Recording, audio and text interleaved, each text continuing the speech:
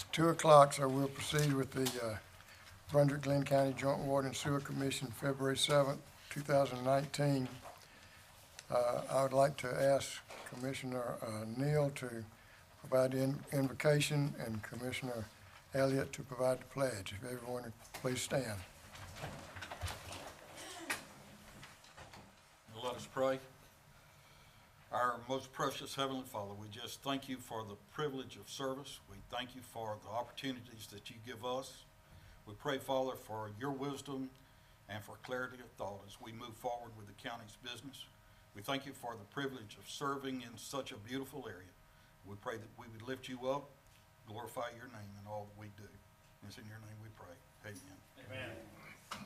I Pledge allegiance To the flag of the United States of America and to the republic for which it stands, one nation, under God, indivisible, with liberty and justice for all.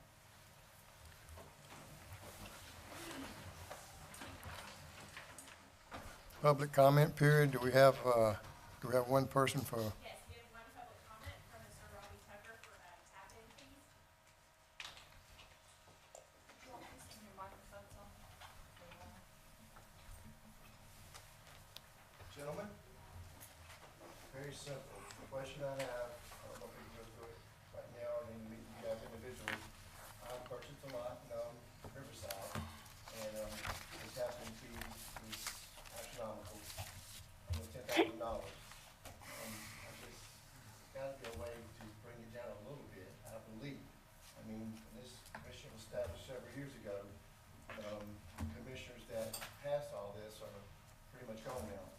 I've inherited what they passed on, and now I'm inheriting as a young man, trying to do better for myself and find me a nice neighborhood and hopefully retirement home in the city of Brunswick. But I mean, there's gotta be a way around this. I mean, one household, $10,000 for tap-in fee, $9,800, that seems astronomical. I mean, some people have it, some people don't, some people work for a living every day. And I feel like I'm one of those. I don't mind paying much, a fair amount. I work every day, but $10,000 just for the rights. And I asked the lady about a well. So I checked on a well, just for my own being, in a sewer. From $3,000 to $5,000, I could have water, well, and a sewage, but you can't have it on the marsh. I said, well, why? Why can't we give her somewhere about that? That's why I'm here, I'm not here to ruffle your feathers. We gotta have water, we gotta have sewage. We can't have it going in the streets. I totally agree. But I just ask you to take it under any advisement, maybe call me, I'll meet with any of you guys, to try to figure out a resolution. There's a way to make money off the water and sewer. There's a way.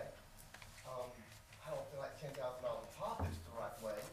I mean, I'm gonna be here till they carry me out properly, because I'm not gonna move no more. And the house I have now, been there 24 years, right out of high school. And now everything the bank is working with me and working with me, I can probably move. But the water is $10,000 tap in, plus another $5,000 to cut the road and tie in. You can buy a good house in the city for $15,000, put a $2,000 roof on it, you good. That's just a lot, but you can't answer questions, correct? I just speak. Correct. Thank you for your time. Thank you, sir. Thank you for your comments. Next thing on the agenda is employee recognition.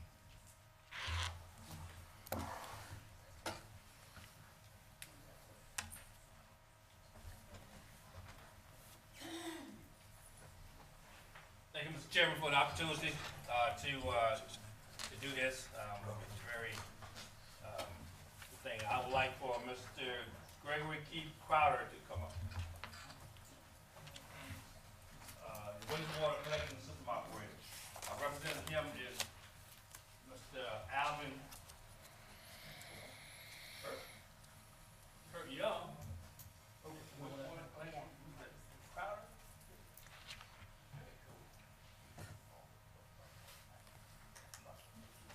Supervisor is Frank Clark, and Mr. Kurt Young, the superintendent, I'm at.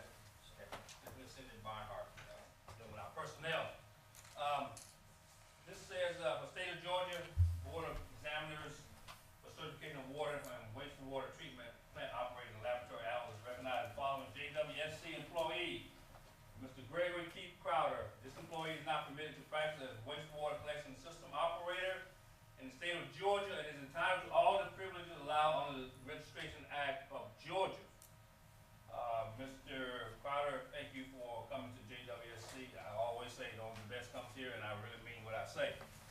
You coming under the tutelage of some great supervisor and superintendent for the leadership from this organization. So we know that you would govern yourself accordingly and move up as you continue on to work with this organization. So I offer you congratulations, sir. Okay. I think they want to get a picture.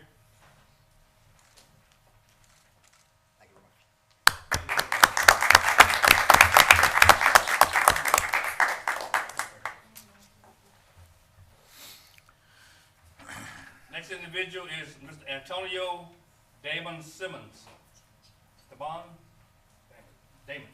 Gotcha. All right. Okay. Mr. Simmons is the wastewater operator class 1, has a class 1 license. Is that the high school? That's the best.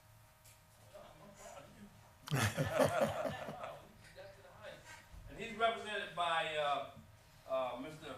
Alvin Lane, who also, Mr. Mark Riles is the guest superintendent, also Ms. Cindy Barnhart is here as well, dealing with personnel.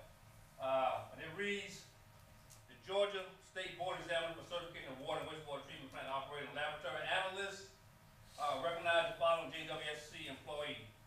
For wastewater operator class 1 license, Mr. Antonio Damon Simmons. This employee is not permitted to practice as wastewater operator class 1 in the state of Georgia, entitled to all the privileges allowed under the Registration Act of Georgia. Class 1 is the highest operator certification you can get, and Mr. Simmons has attained that rank. How long have you been with us, sir? 5.5 years. He's gotten up there. So we appreciate the fact that you are on your way, and that you decide to continue on with your education, and also to be an asset to this organization. That's a testament of you, and also your supervisor, your superintendent, also being for this great organization that we have here in JWSC. As a matter of fact, I want to say about the best one that comes here is a testament that he's moved up and got that class 1 operator license. So congratulations.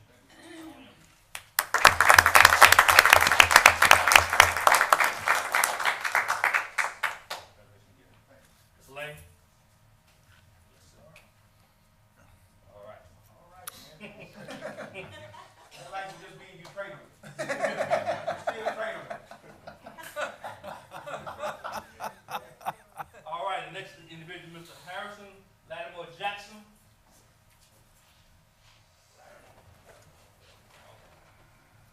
Mr. says Mr. Jackson has attained his operator class 3 license. In other words, Mr. Jackson is just beginning, but he's on a road to get to the top. And we appreciate him coming to this organization, and also his tenacity to stick with it and get that license so you can move up to class 2, and pretty soon you get in class 1. Yes, sir. We're talking about it. The state, as I said before, that the State Board of Examiners for Certification of Water and Wastewater Treatment Plant Operators and Laboratory Analysts recognize the following JWSC employee. Mr. Harrison Lattimore Jackson on the award of his wastewater class operator 3 license. This employee is not permitted to practice as a wastewater operator 3 in the state of Georgia, and is entitled to all the privileges allowed under the Registration Act of Georgia. Continue on with your education, continue on, move on up. This organization, we thrive for that. You know, we make opportunities for individuals to be a better asset for our organization. Only the best come here. Realize that you are one of the best, and you have opportunities to move up. A testament to your superintendent, Mr. Mark Riles, and to your supervisor, Mr. Alvin Lane, that organization is great. This organization is good. That department is great. So thank you for that, and congratulations, sir.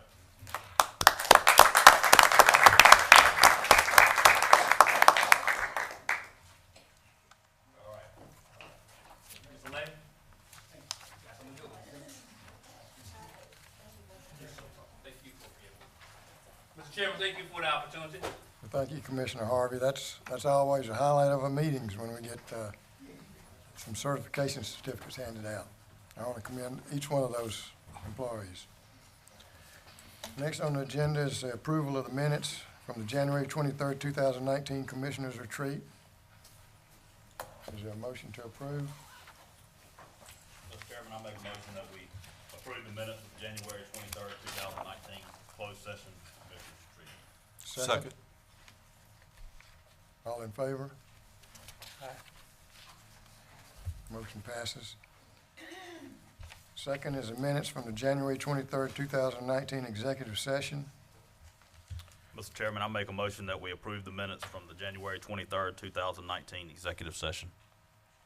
I'll second the motion. There's a motion and a second. All in favor, raise your right hand. Passes. Next thing is the minutes from the January 24th, 2019 regular meeting.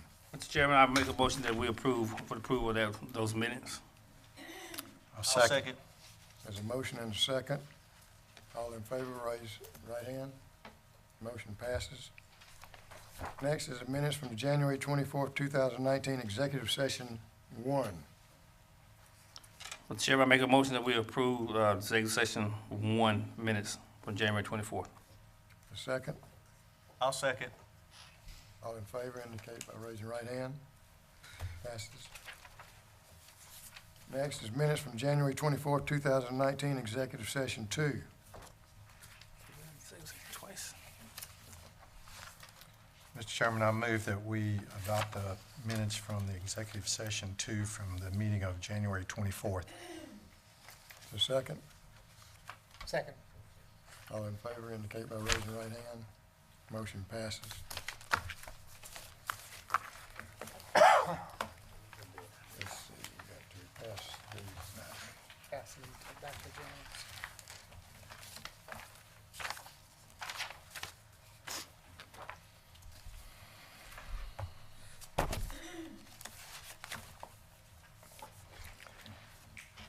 Next thing on the agenda is the engineering study RFP.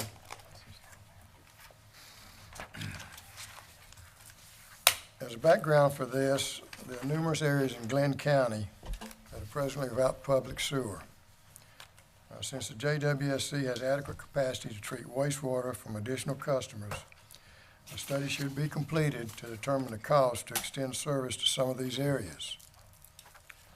The JWSC has prepared a map which highlights the areas presently without service. This was presented to us several meetings ago.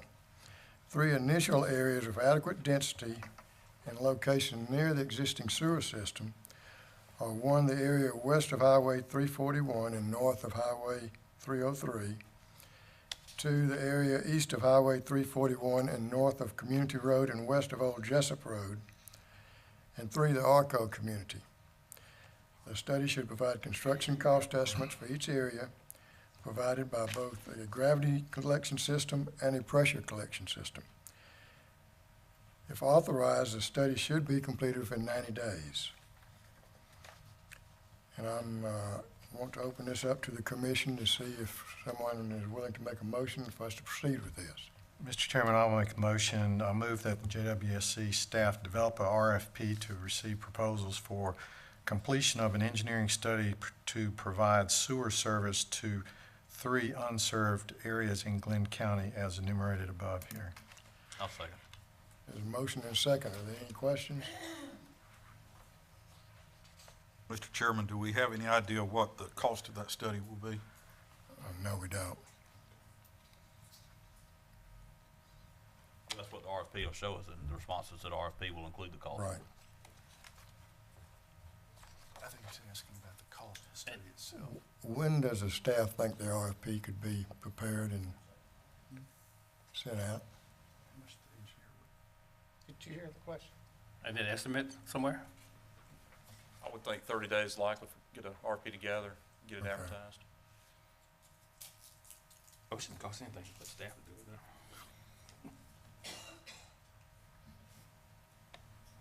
Any other questions? All in favor indicate by raising your right hand. Motion carries 7-0.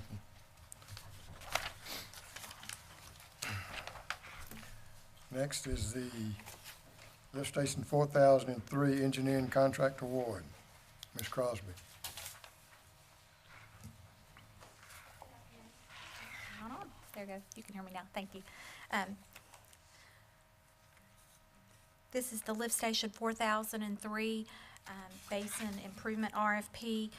This will be work at the pump station itself and some gravity sewer in the immediate area. The background on this project is obviously this is one of our SPLOST 2016 projects. This will be for the engineering services portion of the project. And overall, the completion of the project is going to benefit the greater downtown area here in Brunswick. The basic information that we have to offer is we issued an RFP back at the end of November. We had a pre-proposal meeting in mid-December right before the holiday. We had 10 firms that attended that, and 7 proposals were received January 13th. In the memo, you'll see the 7 firms that gave us proposals. We had a 3-member evaluation team here of staff, and I've also included the different criteria, which we've discussed here, I believe, in previous meetings, that we would evaluate the RFP for the engineering services against. And then on the back, there's an attachment that's the summary of the scores from each firm for your review. The highest scoring proposal was the one submitted by Hussey Gay Bell, and that total score was 278. And just wanted to share with you a couple of the comments that the evaluation team made with regard to that proposal. The recent and similar project experience that they offered covered both the large diameter pipe that we're looking at for our project and also recent pump station rehabilitation. So those are the 2 biggest components of our project here, and we felt that they had significant experience there as well as experience with their team members. Also, they gave us 2 alternative options to look at, repurposing the existing structure there, and then also, if needed, a full replacement of the lift station itself. And they gave us cost estimates associated with each option. Some of the other proposals didn't contain the cost estimates, and several of them didn't give us 2 options to consider. And then another thing that they included in theirs that was a little bit different and above and beyond the others was they gave us a lot of detail on the bypass plan. That's going to be a real critical component of this project, and I think that gave the evaluation team a lot of assurance that they had really thought through the steps that it was going to take to construct this project properly. And also looking at the timeline and the overall cost for the design and the amount of time that they were suggesting for construction oversight and their fee structure. It was in line with what the staff was expecting for the project. So after reviewing that proposal, staff would like to recommend that we approve that and move forward and get started. The price on that was $244,984. And if you'll look in the back, we just sort of have the proposed project milestones. This will include the design milestones as well as when we anticipate bidding the actual construction itself and the award of the construction services all the way through to the start of construction.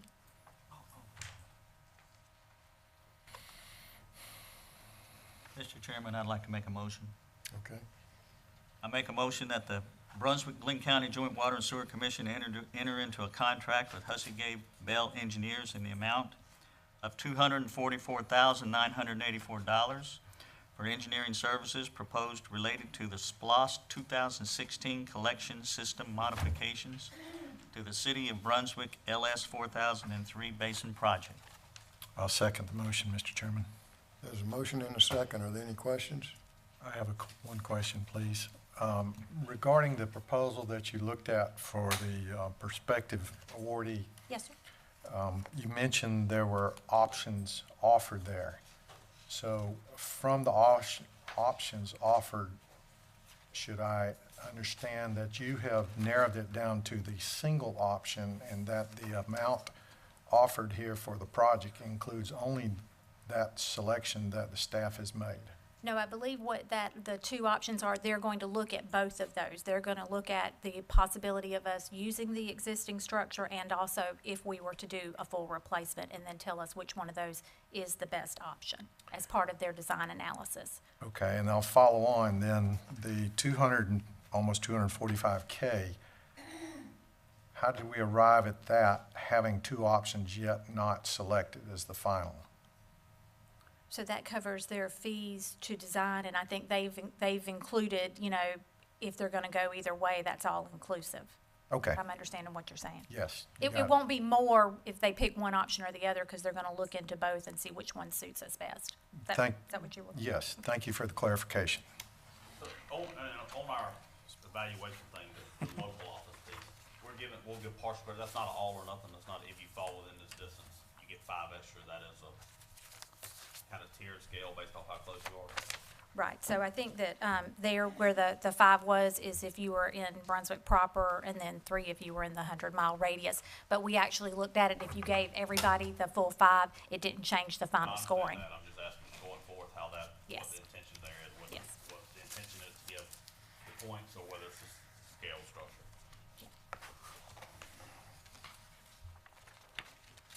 Any other questions?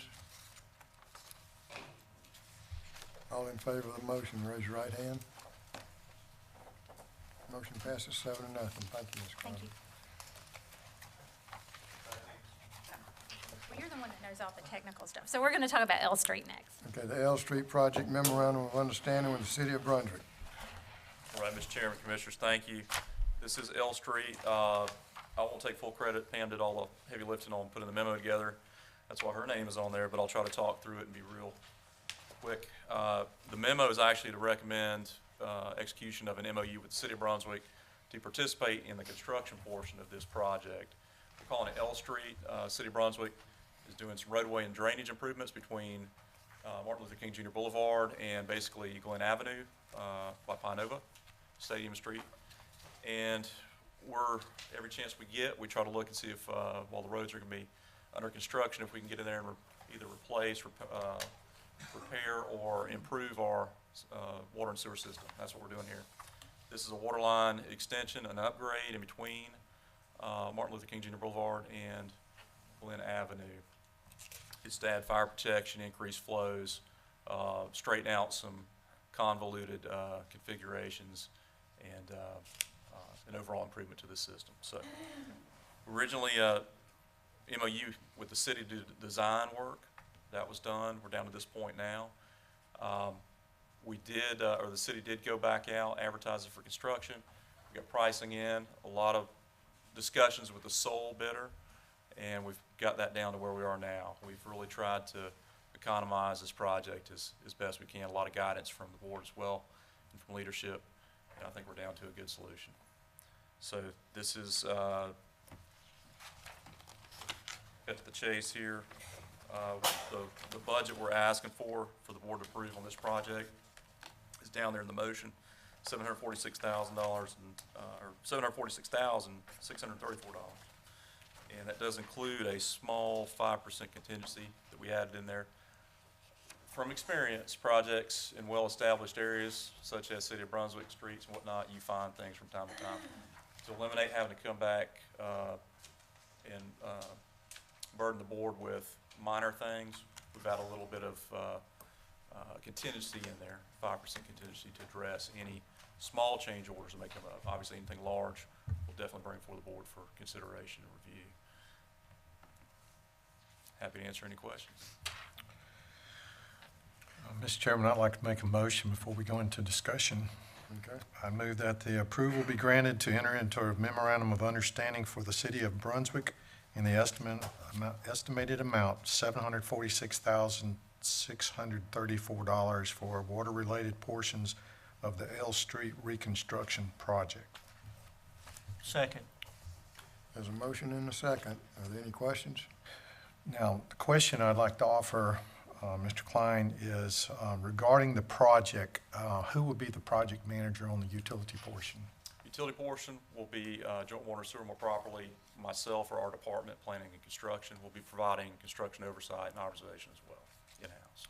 And in terms of the major milestones of the, for example, early start date for the project and then the late completion date, if you would just offer that, what's the general expectations there, please? General expectation, the city's overall complete project, including paving and roadways and all that with their contractor, is 365 days. We expect the water to be much shorter than that. That'll be one of the questions we define with the contractor once this is awarded. If it's the city awards the contract, we'll get that definition there. I would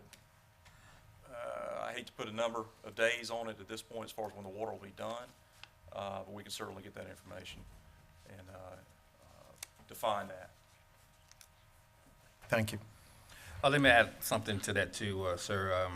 The city is well aware of what happened on the Mansfield project, how it drug out and we didn't put any stipulation in there for contract completion penalties or any incentive for to complete it on time either. So we have changed our way about doing things with contracts, and we've been trying to get this project done for quite a while now. So it's on our high priority list anyhow. So we are going full speed ahead. We was concerned about the sole bidder, but we did our due diligence with that. So that's a non-player too right there. But the main thing is that we would not have this contract linger and linger like one of our previous one did. Good. So will the water lines be put in first? That is the intent. That's the way we're going to approach this project. It makes sense for the water lines, typically going to be a little deeper than the other utilities to be installed, the storm drainage crossings. And obviously, the roadway as well will come last, so we expect water will be first. Yeah, we'll be working with the city and the contractors as far as minimizing having to close the road, I guess. Absolutely. Yes, sir. The construction's a phased approach, and the engineer of record's got a pretty good plan together. And what's the schedule for completion? How long does it? 365. Total project, 365 days. Okay. That's contract. Are there any other questions? There's a motion and second. All in favor indicate by raising your right hand. Motion passes 7-0.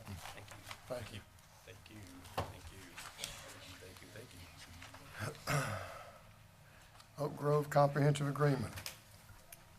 Thank you, Chairman.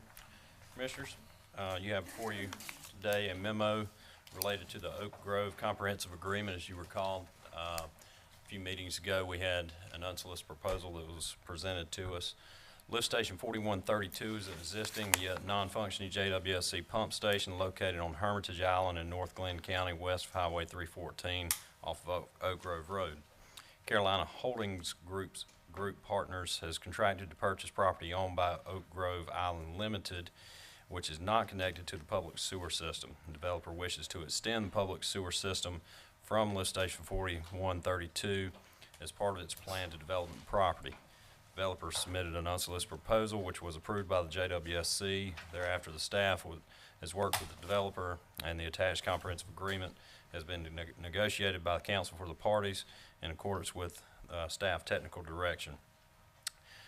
The developer proposes to fund the necessary improvements to provide public wastewater service to the property, including 11,500 linear feet of 6-inch forced main from the property to Lift Station 4132 and the installation of pumps at Lift Station 4132 adequate to meet minimum velocity of 2.0 feet per second in the downstream force main.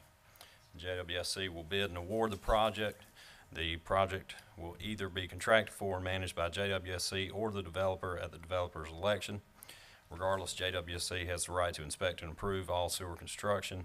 The developer will pay the cost of the project and receive credit towards capital improvements fees. All other administrative and monthly fees will be paid by the developer upon redeeming credit for the development SIFs following construction of the project. If the costs of the project exceed the SIFs, which we anticipate it will, the developer will be reimbursed on a 70-30 agreement for 5 years from completion of the project. Within the agreement, JWSC agrees to reserve and guarantee sewer capacity and system access for the development upon the completion of the project.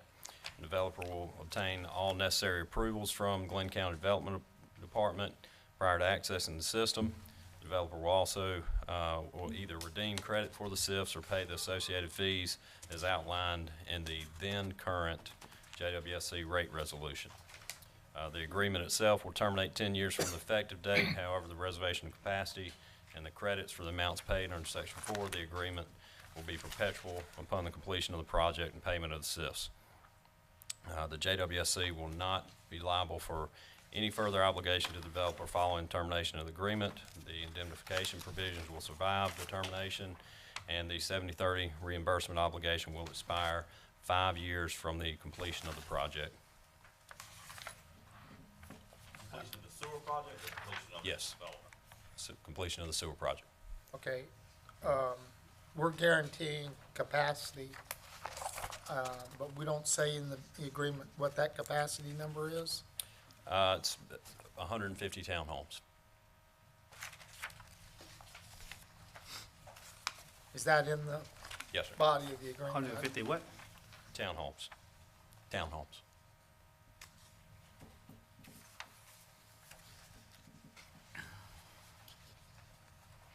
That, I believe that's also spelled out in the engineering report, which, was that included in the, yeah, it's in there. Is the amount of the capacity in the agreement? The amount of the capacity, Yeah, that we're guaranteeing in the comprehensive agreement? I wouldn't even know how to, Basically an RDU per townhome. okay.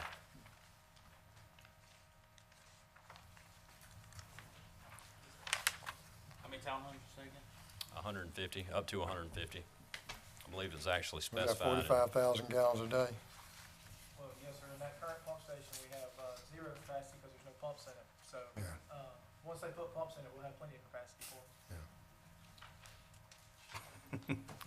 Mr. Chairman, I'd like to offer a motion so we can continue with discussion. Hereby move that the JWSC approve the comprehensive agreement with Carolina Holdings Group Partners LLC and to authorize the chairman to execute the same. There's a motion, is there a second? I'll second. Second. There's a second. Okay, we'll proceed with questions. I'd like to offer a comment or clarifying question there to follow on what Mr. Burrows offered. As I understand, the superstructure or the concrete structure of the, what we're calling a lift station had been constructed and was constructed by a previous developer, essentially left dormant because there was no need.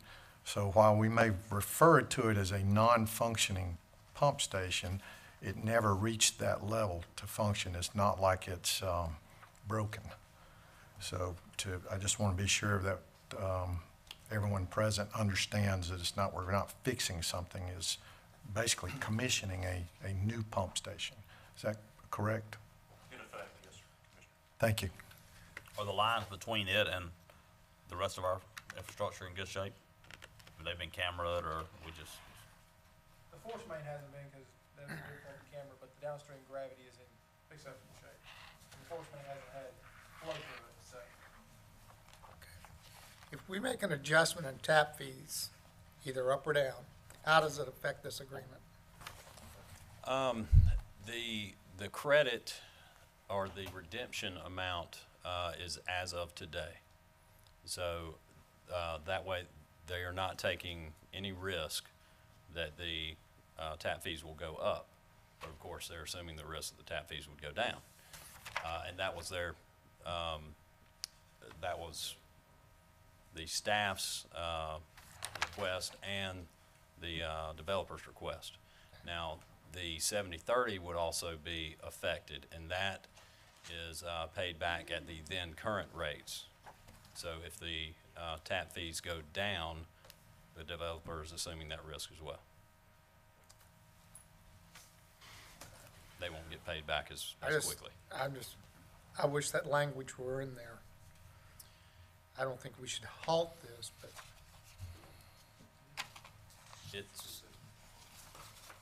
It's spelled out in the agreement. okay. Yes, sir. It's, In the memo, it says that the JWSC will bid and award the project. yes, sir. So have the plans and specifications been, who's gonna be preparing plans and specifications? Robert Civil Engineering for the developer. They will be paying for the plans and specs. We're just gonna bid it so that we can get the sort of credit correct. Instead of them coming up with a number they get credit for, Right. let's do a bidding process to verify what that credit amount should be. Okay, so we'll be advertising it, put it out for bids and all of that. That's correct. Did this come out in advance? Did I overlook it? Or- No. did not. As of 5:07 yesterday is when we. So I think for the future, we need to, set the standard with our developers. If we can't get it in advance where we have the opportunity to read it, I mean, I hate sitting there voting on something that's 20 pages that, and then got 5 minutes to read it. I think we ought to set some kind of standard. You owe it to us a week in advance if you expect us to put it on the commission meeting so we can get it distributed and have people have the opportunity to review it. Is there a definition for townhome in terms of, getting back to capacity, in terms of number of bedrooms? I mean, wouldn't it be better to say no more than 600 bedrooms, or no more than 300 bedrooms, or 150 bedrooms? I mean, I don't know how many, what the capacity of a townhome is, and I assume it could vary considerably. Is there a definition that would get us to capacity? Well, it equates to one RU, and there are limits on the height of the building, so. So it could be 150 REUs. Right. So we're talking about pipe diameter. I see. And Commissioner Elliott, on page 5 at the top, discusses the effective dates. 3 little I talks about the credit for the SIFs as of February 7th, today. And then 4 little I mentions that the 70/30, all SIFs charged and collected at the then current rate.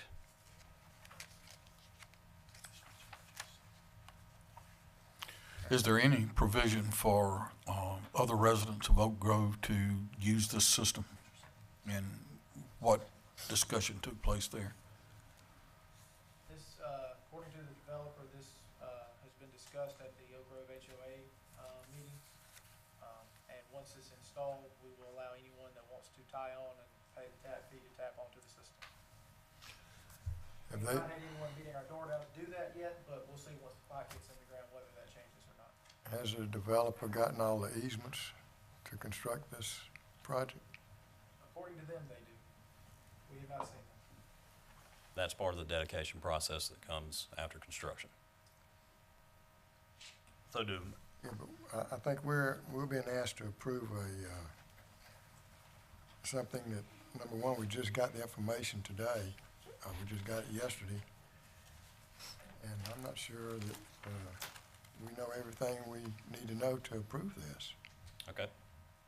I want to ask the commission, maybe amend the motion and let's defer it till the next meeting. Let me offer a question, if I may, Mr. Chairman. Does this agreement differ materially from other agreements that the commission has approved? No, sir. It's the same format. Thank you. And the plans, I don't believe, have changed since we originally presented this, maybe back in November. That's, I don't remember November, I must have missed that. Remember, They had to bring the application forward as part of the process, and you have, y'all voted to approve the application for the unsolicited proposal, and then to go back and complete the preliminary engineering report, which then kicks the comprehensive approval.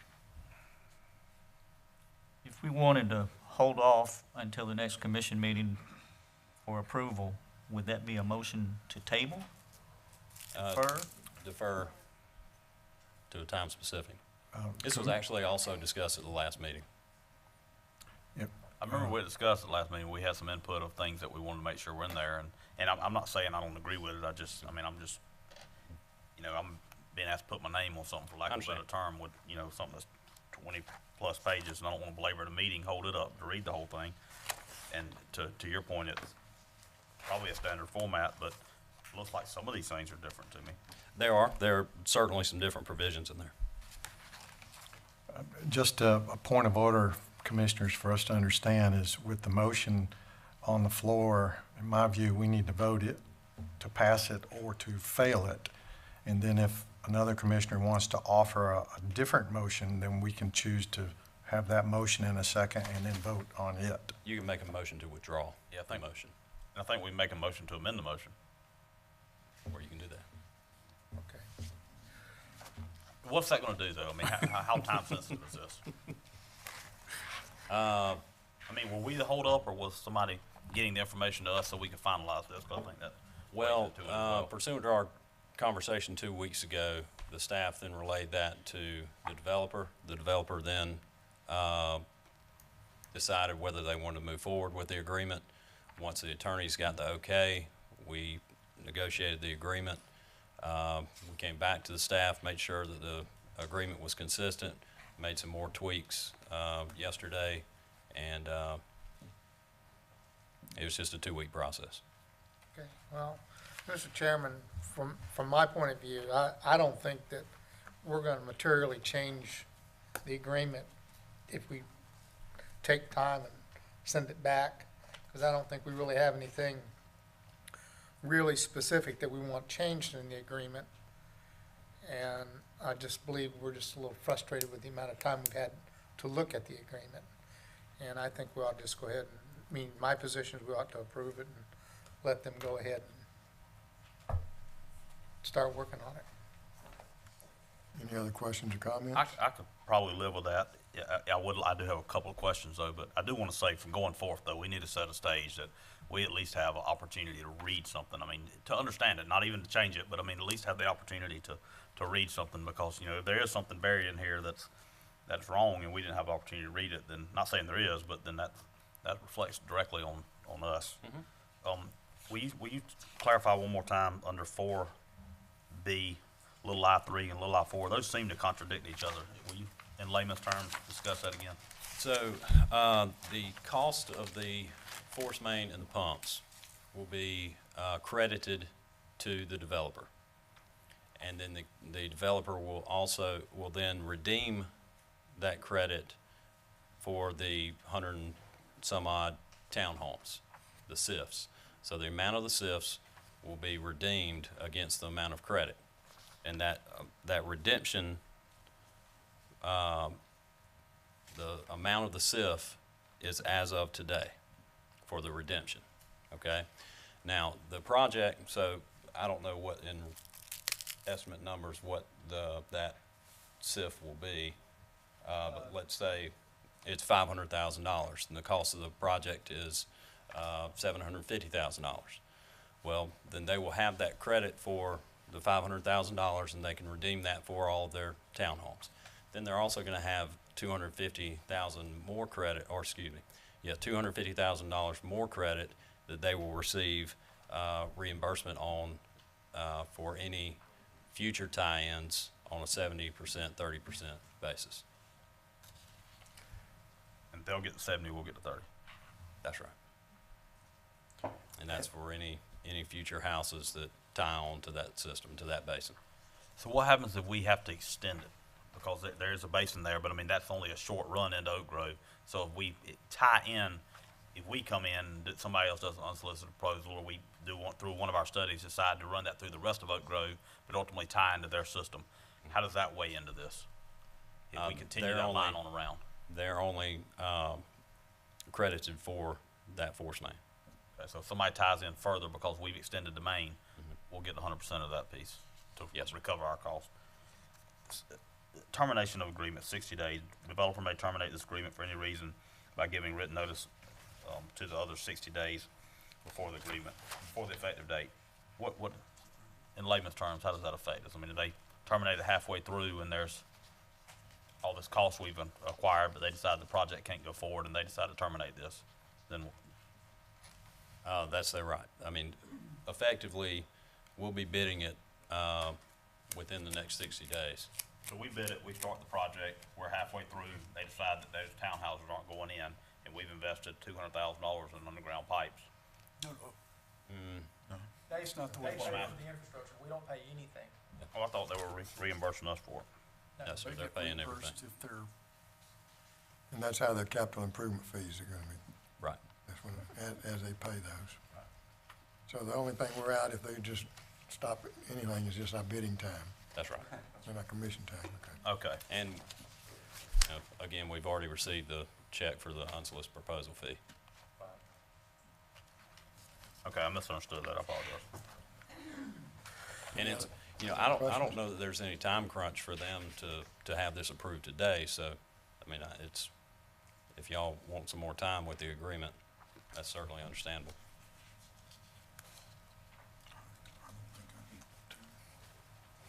Made the motion. Ready for the vote. Call the question. Call the questions. We have a motion and a second. All in favor? That's a 7-0. Thank you.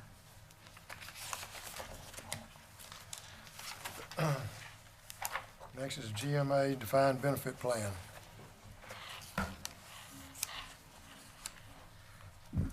Commissioners, the defined benefit plan has been discussed several other times earlier. This year, at the end of 2018, it was discussed at both a workshop on employee benefits and again at a commission meeting during the audit presentation. And then just on the 23rd at your workshop, there were a number of questions about the defined benefit plan provided through GMA. In light of that, we've invited Michelle Warner and Rocky Joyner. Michelle Warner is from the GMA. Rocky Joyner is from Siegel Consulting, the actuaries that prepare those the numbers for us. And they have a brief presentation and will respond to any questions you have. Thank you.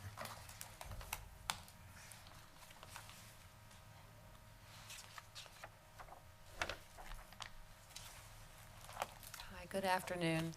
I'm Michelle Warner. I'm with GMA. I like to tell people I'm the new Randy, so that tells you who I am, if any of you all know Randy.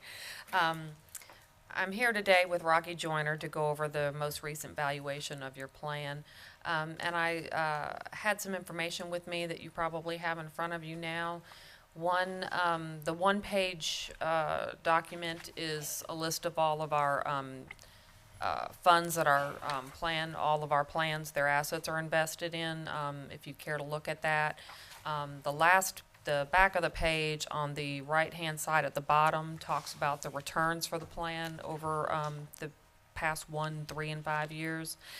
And the other document is just a summary of plan features that we offer to all of our members that have plans with us. And the last few pages of that document show all of our plans and a summary of what their benefits are. There's several water sewer authorities in particular in there, if you care to look at those to see where you all are in that. So I'm going to let Rocky do his presentation now, but I am here if you have any questions that Rocky can't answer. So thank you very much. Thank you. Good afternoon. It's a pleasure to be back down here.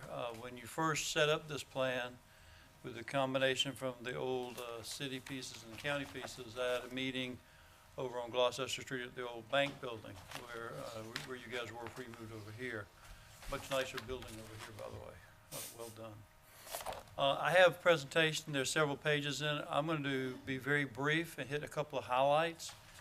The rest of it, some of it is some extra educational material for you as commissioners to look at, and if you have questions, we can do with that later.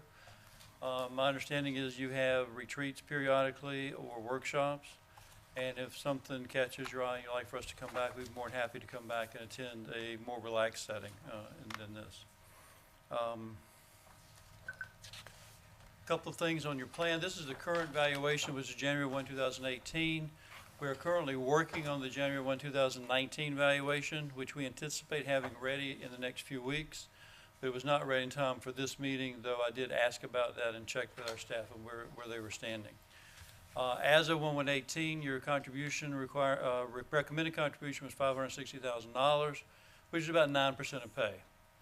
How does that compare to other GMF cities around the state? The average contribution rate's about 12.5% of pay. So you're a little less than the average as far as the contribution as a percentage of pay. Your funding percentage, if you go down a little further, it's 71%. The average GMF plan around the state is approaching 90%. So you're a little below that, but there's a reason for that. When you started 10 years ago, you were at 0.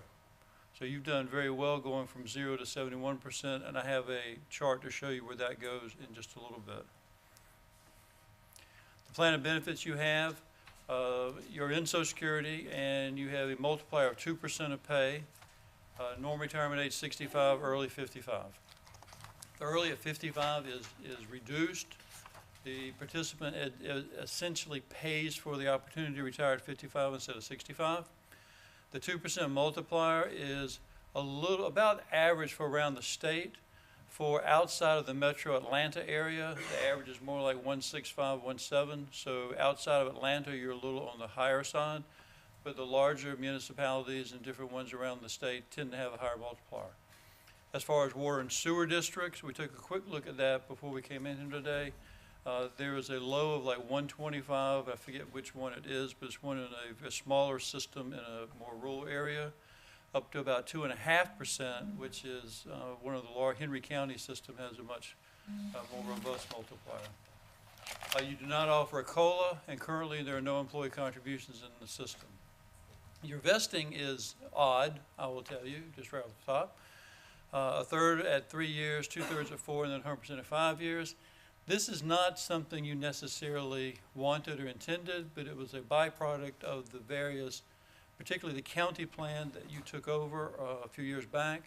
It was a way to synthesize the vesting rules in the old city plan and the old county plan into what you have here.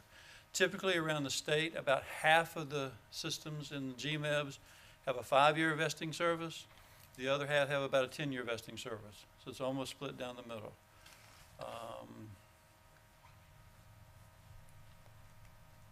The history of the plan since you inaugurated back in 2009 is that your funding percentage in the first valuation was 13%, is now up to 71%. It's tremendous improvement over the period. Your contribution rate has stayed practically the same. It's right around 8.5%, 9% for the whole period. There are some ups and downs and fluctuation depending on the demographics of the group at any given year and depending on the investment returns for any period of time. But it is a well-run plan. It's a good, solid plan for your employees, and your funding position from a financial standpoint is in good shape compared to comparative plans. Let me stop right there and see if you have any questions, anything I've said to this point. Yes, sir? I do have one question. When you mentioned no employee contributions are required, how does that compare with the other funds around the state, the other companies? The GMEBS plans around the state, there are 280 of them. Of the 280, between 20 and 25 have employee contributions in it. The rest of them are fully paid by the employer. I will also note to you, most of those employee contributions have come about since 2008. Prior to that, it was almost unheard of for a GMEBS entity to have a contribution rate for the employees. 20 to 25 or 20 to 25%? 20 to 25 total number. Total. It has been relatively rare. We've had a lot of entities ask for that and do some studies on it. Some have adopted it, some have not. And some of them that actually, I might be getting a little too far afield here, but some of them have actually added employee contributions on the DB side and included some type of match on the DC side. Because you have a 457 plan in place right now, but it's all employee pay. To encourage employees to put more money into it, they make them pay something on the DB side and then give it back a little bit on the DC side as an encouragement to put more money in the plan to save for retirement. But those are plan design issues that we can talk about, but that's the main part of my presentation today. One more question. Yes, sir. You've shown us recommended contribution and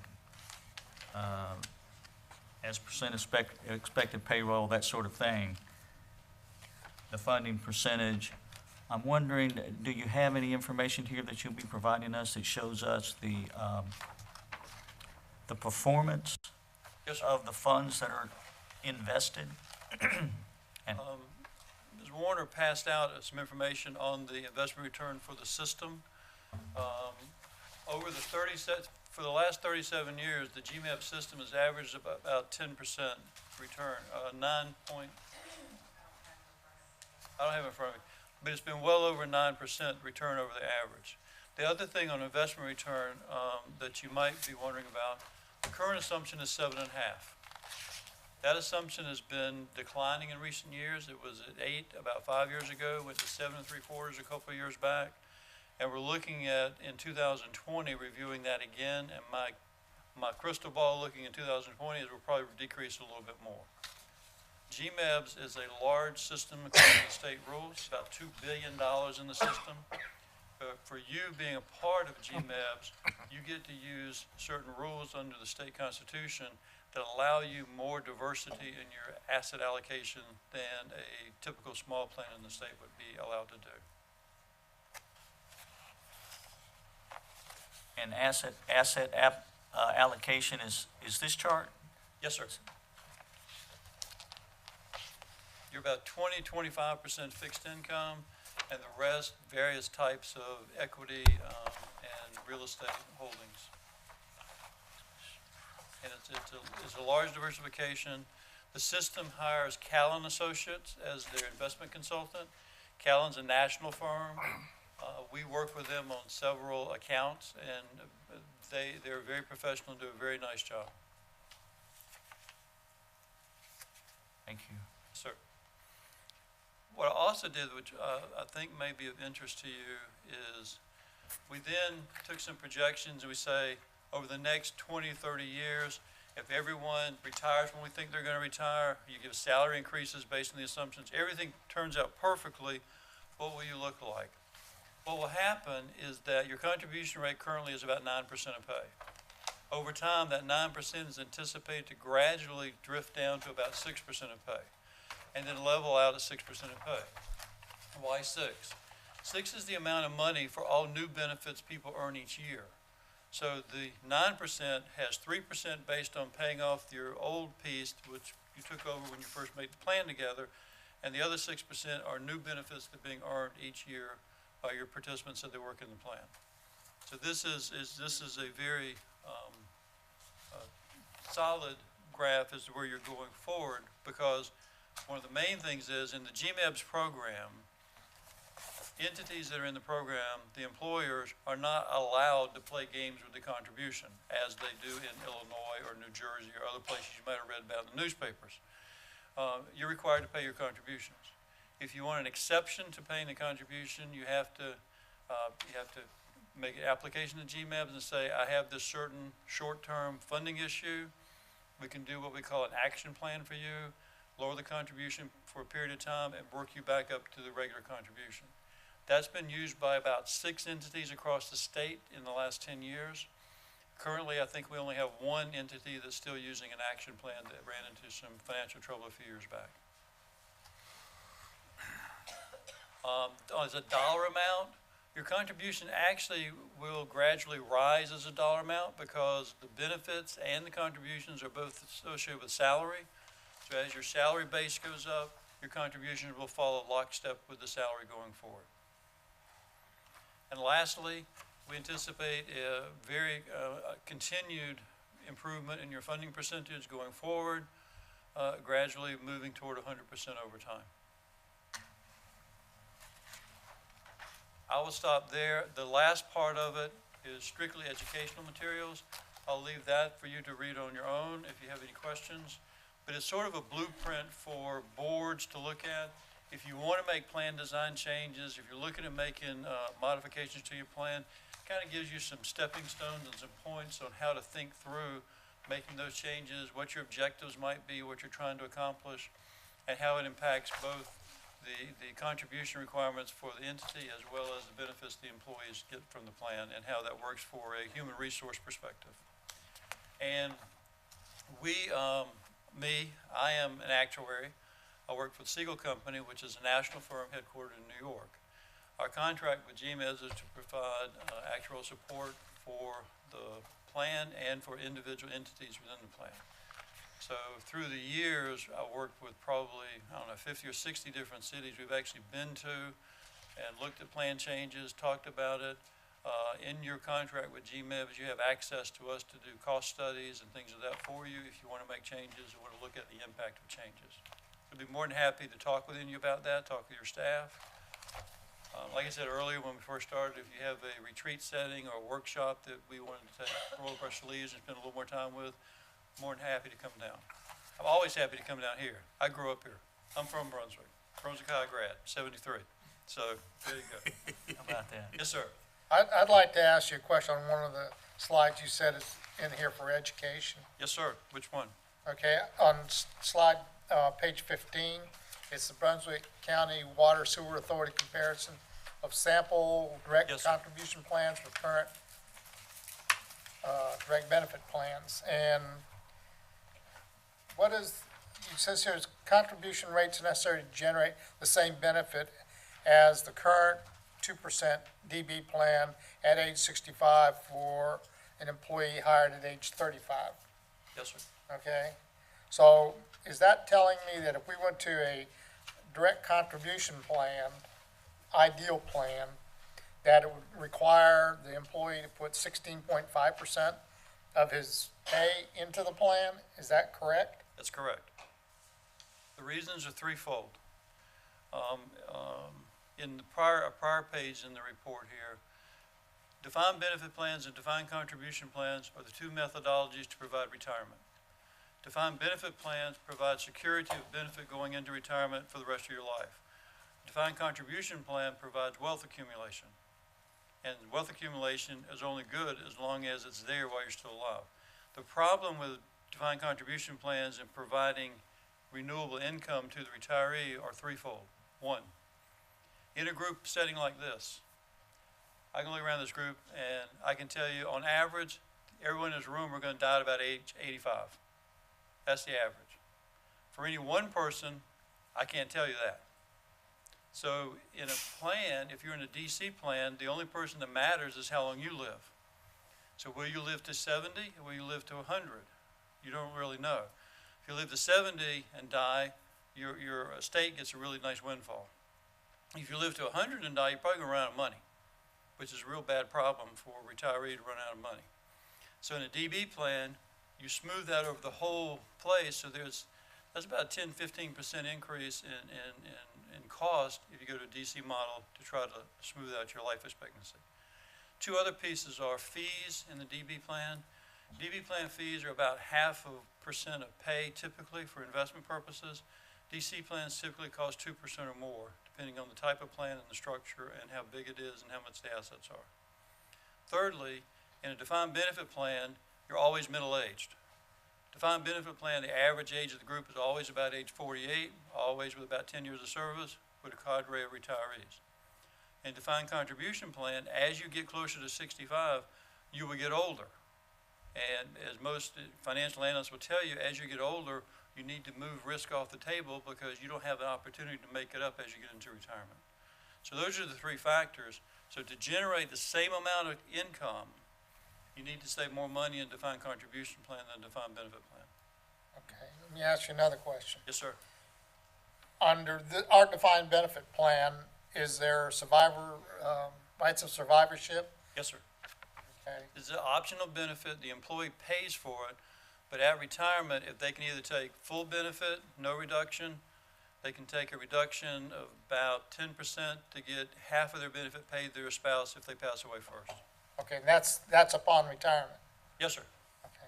Oh, before retirement, if you die prior to retirement, there is a vested deferred benefit which says if you die and you're vested, your spouse would get a benefit at the time you would have started, either earlier or normal, depending on their choice, with a reduction in place for paying for the benefit. Okay, sorry, you want to? I got a question.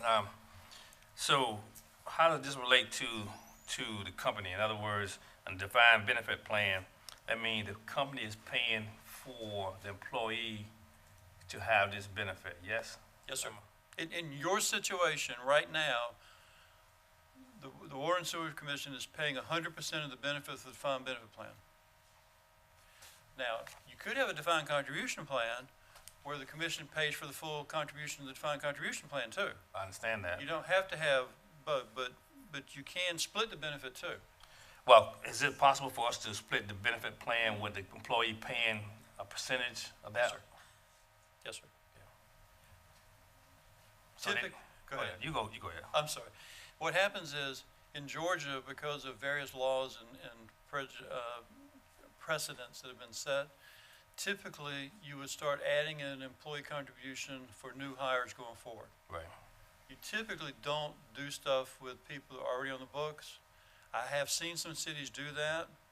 It might be subject to a legal challenge, and at that point, I would not give you advice. I'd turn it over to your attorney to walk through that with you. But for new hires, if you said everyone from say July 1, 2019 forward, if you're hired on, you got to pay 2% of pay or 3% of pay or some number you want to pick, that you could clearly do.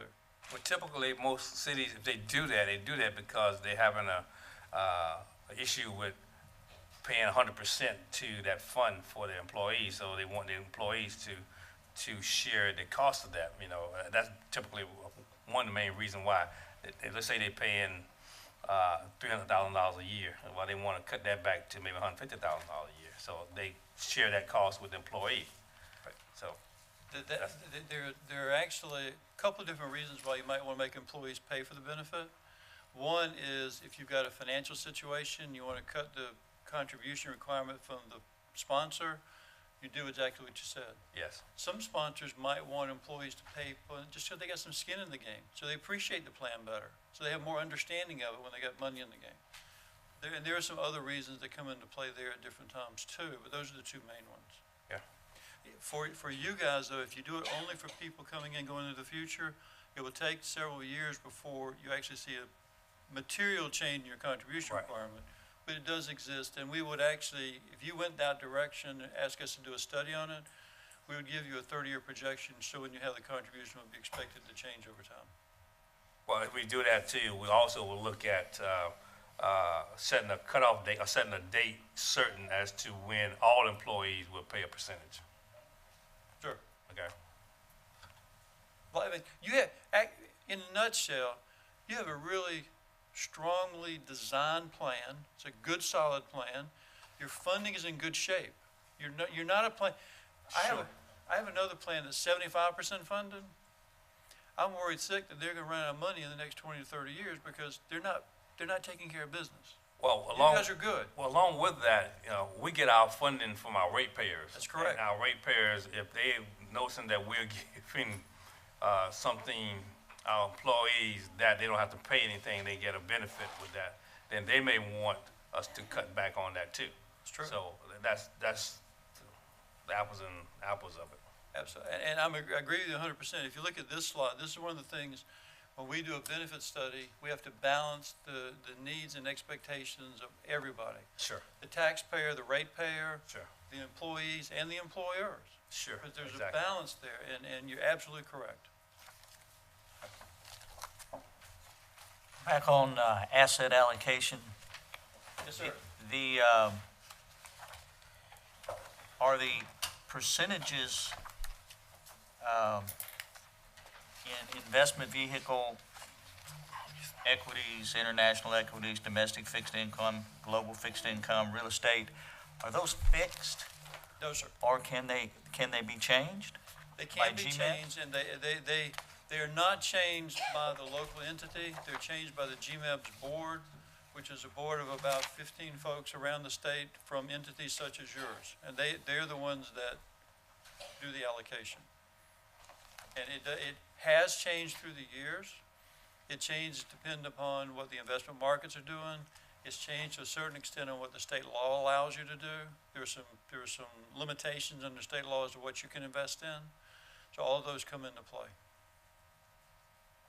So, And they review this annually and make adjustments annually, but they review it quarterly, but then usually typically don't make adjustments except for annually. so market changes, like Well, interest rates, maybe if the Fed were to start raising rates. it Or would have if an they- impact and we would look at. But the other thing though, in doing the actual evaluation for the plan, we're looking at a 20 to 30 year time horizon because the folks you've hired today aren't going to retire until 30 years from now. So part of the thing we do for valuation purposes is to take away the ups and downs of the market from a year to year or quarter to quarter basis. We use what's called 10-year asset smoothing. So what happens is if you have a really good year like you had the last 3 or 4 years, we're not using all that money to determine your rate. We socked some of that away, so when the market does go down, we have some place to fall back to, so we don't hit you with a big rate increase at any one time. Currently, in your plan, you got about $200,000 of embedded investment gains that will be recognized in future years as you go forward. So I The think, inverse is true? If we Yes, have a poor market in 1 year or 2 years, that December doesn't 2000 necessarily impact our rate. eventually, but it won't do it immediately. And if the market, I mean, markets, you know, we know, markets up, markets down. Markets are schizophrenic, right? But over time, they have a pretty decent pattern you can follow. And so by using a smoothing methodology, you take the ups and downs of the short-term market gains and losses out of the play, but the long-term underpinnings, like for 1999 when the short-term rate was 5 or 6%, and today it's like 1%, that's where you start gradually looking down and looking longer term and making moves on your long-term assumption because you don't think you can support 8 anymore, you got to come down. But again, you come down in increments because you really don't know where the market's going to go completely, but you try to hedge your bets as best you can. Does that help? Okay. I have another question. If I understood correctly, you can have employees contribute to the defined benefit plan as part of your structure. No, you can. You Yes, can, okay. That's what I was getting at. Now, then, the question I have is that under the current plan that we have, there is no cost of living allowance once they hit retirement. They're on a set amount of money that they're going to get, and as the consumer price index goes up, their portion and how much they are, their cost of living essentially, or their cost of living will go down because they'll have less resources. Now, if we went to where the employee contributed, could that part of that be used to provide cost of living allowances? yes, sir. Actually, years ago, Orlando police officers have a defined benefit plan similar to yours. It's a defined benefit plan, and they wanted a COLA. They didn't have one. And they went to a negotiation between the city and the membership, and the membership put in an increased contribution rate that bought a COLA for that plan. So absolutely, you can do that sort of thing. And you can do that analysis for us. Yes, sir. Yes, sir. Thank you At no very much. cost. Well, the analysis, individual benefit studies are run at the cost of, I think it's like $900, $925 for the study. And then, if you want us to come down and present the results, that's a freebie. We come down here and come to you and talk to you. That's part of another part of our contract. But individual studies run about $900 or so a piece. And you would then tell us, give us your shopping list of what you want to look at. We would tell you what the cost would be, and you tell us whether you want us to do it or not.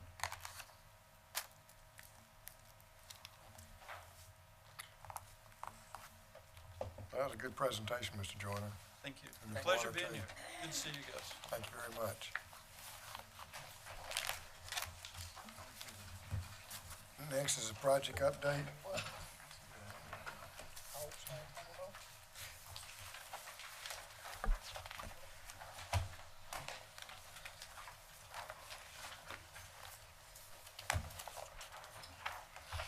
All right, Mr. Chairman, Commissioners, back up for a monthly project update. It covers all funded capital projects, and we also show unsolicited proposals as well as things in the bullpen or projects that are in a conceptual stage that we potentially may bring before the board for approval in the future. Just to hit some high points, just a couple.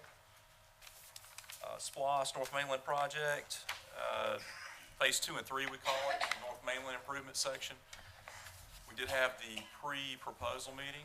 We had a good showing of engineers in the room for that. I can't remember the exact number, but 10 plus. Yeah. Some new faces. That's always good to see. Shows that we've got some interest from abroad. Did a site tour of the area where the improvements are going to be taking place. And I think we're looking at the 20th, February 20th is a revised submittal date for proposals. So we'll be going through another proposal evaluation process and bringing another recommendation before the board for approval on that very soon. Wrapping up, as part of that preliminary work, Southeast Pipe is doing some CCTV work or TVing the gravity sewer mains in preparation for the construction of that project. They're a little over halfway done with that.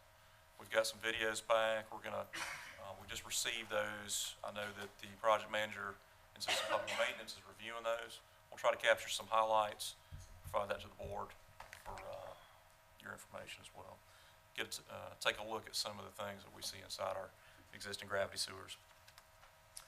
And let's see, 4003, of course, we addressed that today. We're moving forward with the design on that one. L Street as well. We'll see the construction moving forward on that one. Magnolia, water improvements with the city. Working on to complete the design on that project. We've got a couple tweaks we're going to do with that, a couple considerations. We've received some feedback from leadership on that. And also another section, we're increasing the survey just a little bit along Haversham Road to include a possible upgrade of an 8-inch transite line there. And we'll include that as a bid alternate in anything that we bid out, so we can have a choice to do that work or not.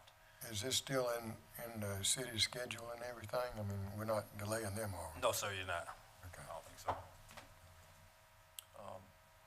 Another great project working with our city partners in that one, so that one's working out real well. Friendly Express, give you an update on that. All the mains, so that's a cooperative project, just a brief history on that.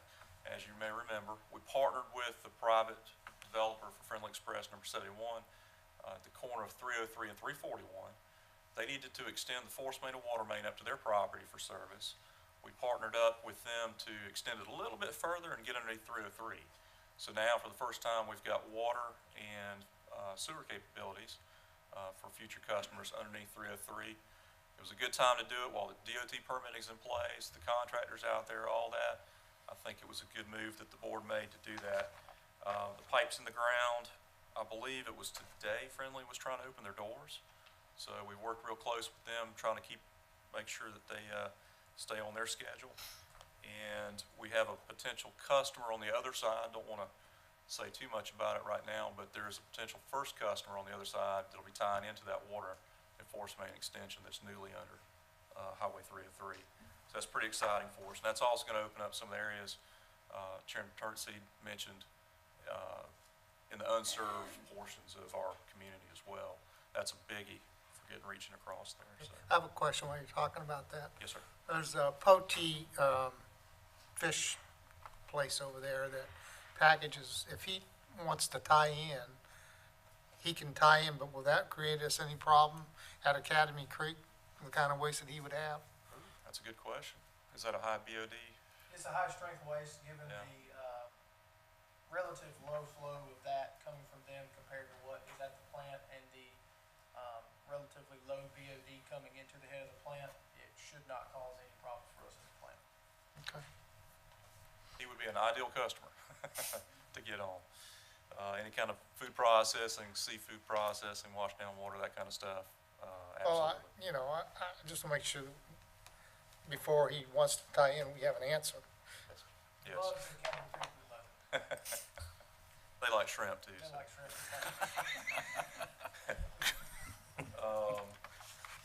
Let's see.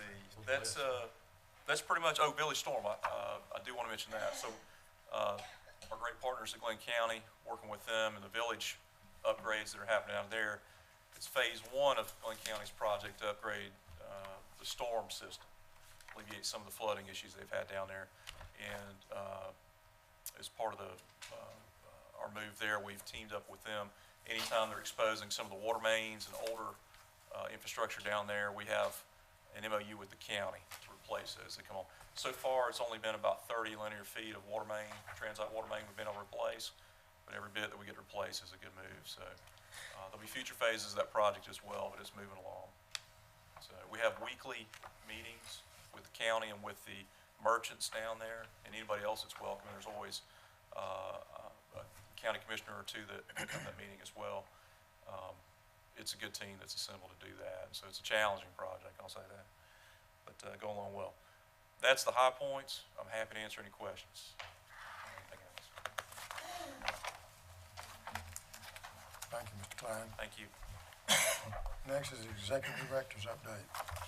Thank you, Mr. Chairman. There's just a few things real quickly to hit on. We talked about a few weeks ago that we were, as part of the implementation of our strategic business plan, we knew there's going to be a lot of change involved, a lot of new expectations, and certainly we wanted to make sure that the changes we made will work through as effectively and efficiently as possible with the least stress on our employees, because it was going to impact all of our employees.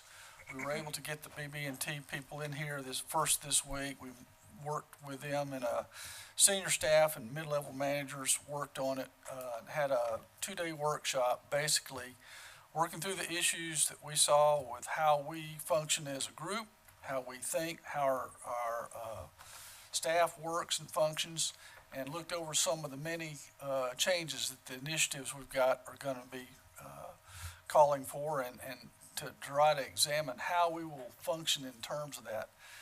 Turned out we discovered a lot about ourselves and a lot about how we need to roll out. One of the biggest things we discovered was how we need to be more effective in communicating those issues and those changes, and making sure that the staff and employees are better engaged and better informed as to what's going on and what the expectations will be.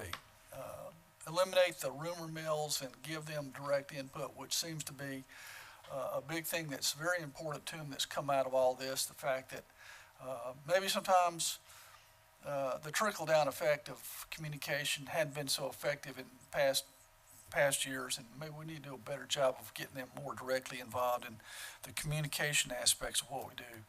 Probably the last thing, which was a glowing outcome and a kind of a wrap-up session we had day before yesterday, was to look at some needs we had that were involved in needs to help implement some of the changes, and the specific resources. As we talked about it, the discussion was, how are we going to get that done? With the all divisions represented in that workshop, the full understanding of the need to understand the impacts of what they have on their budget and the ability to obtain the resources we need to make these changes seemed to really soak in to all of our staff, all of our senior staff, and to those mid-level managers. We felt like there was a oneness and the understanding of where we need to be going with the way we work our budgets, the way we plan for the future, and how we get what we need. So that was a great outcome, is the summarizing point. Only other two things I've got here was we're still working to get some summary information so that we can finalize a resolution with the county to free up the monies from SPLOST 5 on our Holly Street project to do some repairs in the CPOMS area. We've got the H&H steel lines out there that are in terrible shape, as we talked about in the previous meeting. So we're working through that, going to get our attorney, Mr. Dormany, some information, I think, the next day or two on the maps for CPOMS. And that'll work into the resolutions that get forwarded over to the county for their review. The only other thing I had was we've worked through a lot of the issues that the commission retreat has asked or pointed to me to get worked on. We're working on them separately, and I don't have a complete summary here, but I'll forward that along here in the next few days, I hope, to give you guys an update on all the things that you pointed out to me that we're working on. I think we're making some good progress, and I think we've got good focus on those things. And the last thing I'll say is kind of a tie-on to that was some discussions we had with Commissioner Duncan today regarding our facilities approach and how we're going to deal with that as we move forward, and some of the bigger projects that we're already facing. So we're working hard at trying to meet the things that the commission has identified for our purposes. Thank you. Now, the chairman's update. I appreciate all the input from all the commissioners, and I hope that we're going to have a very good year this year. We want to move forward and obviously save our customers money, but also provide service to everybody in Glynn County. At this time, I want to make the committee assignments. The first is for the Communications Committee. And I want to, Commissioner Tripp Stevens will be the chairman. The members will be Don Elliott, Commissioner Don Elliott, and Commissioner Bob Duncan. The Economic Development Committee, the commissioner will be, the chairman will be Commissioner Bob Duncan. Members will be Commissioner Wayne Neal and Commissioner Cornell Harvey. The Facilities Committee, the chairman will be myself. The members will be Commissioner Bob Duncan and Commissioner Steve Copeland. Finance Committee, the chairman will be Commissioner Steve Copeland, and the members will be Commissioner Don Elliott and Commissioner Tripp Stevens. Human Resources Committee, the chairman will be Commissioner Don Elliott. The members will be Commissioner Cornell Harvey and Commissioner Wayne Neal. The Legislative Committee, the chairman will be Commissioner Cornell Harvey, and the members will be Commissioner Wayne Neal and Commissioner Bob Duncan. And I want to add one more committee that might be necessary this year, is the Emergency Preparedness Committee. And I'm going to appoint Tripp Stevens as the chairman of that committee, and ask Commissioner Wayne Neal and Commissioner Cornell Harvey to be members of that committee. The committees, we have information on how the committees should work. Some committees will probably have one meeting a month. Other committees might only have one or two a year, if that many. We want to work together as a team, and I appreciate everybody's input on this. And if y'all have any questions about any of this, please let us know. We do need to coordinate any meetings that we have with Ms. Meredith. And obviously Jimmy Junkin needs to know about it too, so we'll advertise it as necessary. And also, I would like to note that all of those committee meetings are to be held in this room. Okay. And they will all require public notice, agenda, minutes, everything, just as the committees have always required, but the same as a mini commission. So we need to coordinate with you. We'll develop a calendar and Question. Days is public notice required? yes, How yes, they are many open days? public meetings. How many days? The same, public notice needs to go out no later than 1 week before the meeting, which we're trying to get our agendas, according to our agenda setting policy, our agenda should be out as well. So what about, So, 7 to 10 days on the public notice at a minimum. what about some of these that are not regularly meeting, that, there is no plan, a meeting for it? If something comes up and there Public needs to be a notice. meeting, right, what is the notice then? I mean, what's the timeline? If it's an emergency meeting, you can do a public notice up to within just a couple days of the meeting. If it's an Okay. emergency, we can post it the day before and go ahead with it the next day, but it does have to be an emergency type meeting Right. for that. For example, emergency preparedness.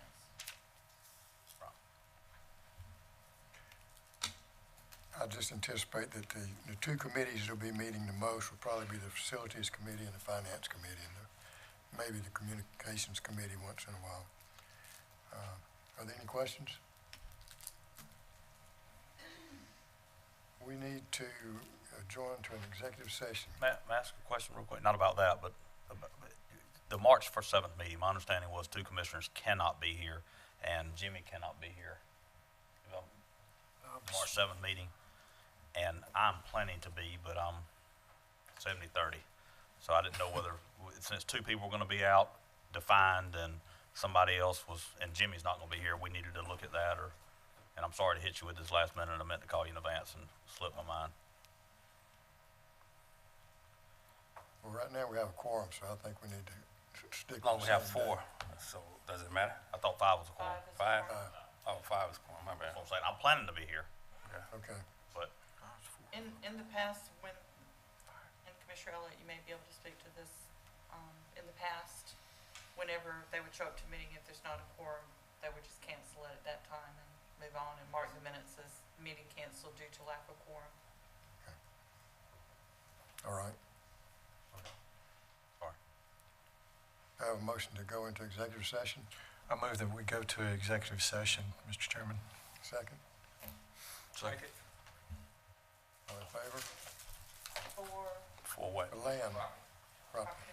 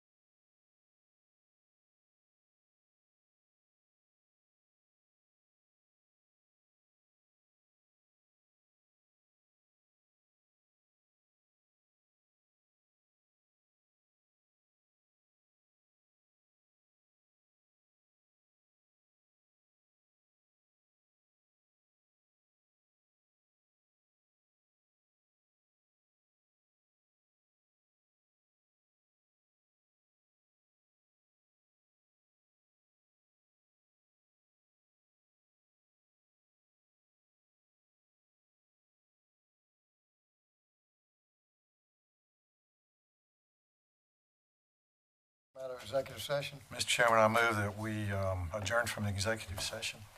a second? Second. All in favor? There being no further business, do I have a motion to adjourn? Motion to adjourn, sir. Second? Is there a second? Second. All in favor? Thank you very much. Meeting's adjourned.